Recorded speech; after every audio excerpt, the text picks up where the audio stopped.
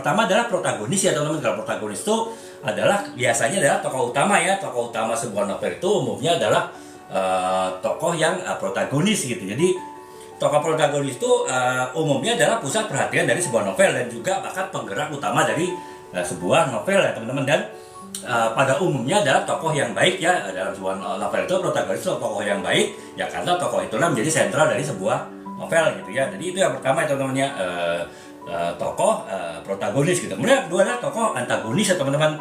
Tokoh antagonis itu adalah tokoh yang biasanya berkonflik dengan tokoh protagonis ya, yang bisa jadi dia akan menghambat ataupun juga mengganggu langkah si tokoh protagonis tadi dalam mencapai tujuannya di dalam novel tadi gitu ya. Jadi walaupun belum tentu itu tokoh yang jahat ya teman-teman, bukan berarti mungkin dalam anggapan umum antagonis itu adalah tokoh yang jahat ya, tokoh-tokoh yang biasanya tidak, tokoh yang inilah ya, tokoh yang tidak baik gitu. Tapi belum tentu. Intinya adalah tokoh yang memang bertentangan berpendapat dengan bertentangan sikap dengan tokoh utama, dengan tokoh protagonis gitu. Walaupun belum tentu perbedaan pendapat itu adalah suatu kejahatan gitu. Bisa jadi misalnya bagaimana seseorang itu ingin memilih jalan hidupnya misalnya dengan meneruskan kuliah ke jurusan tertentu, tapi orang tua dari si anak tersebut mungkin menghendaki anaknya jadi dokter gitu, sebenarnya anaknya ingin jadi insinyur,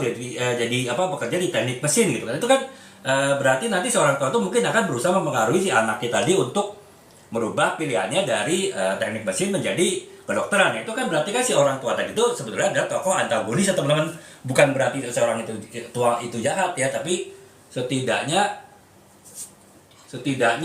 tokoh tersebut ini ya bertentangan lah ya, bertentangan kehendak, bertentangan pandangan dengan si tokoh utama dari novel tadi gitu. Jadi itu ya teman-teman.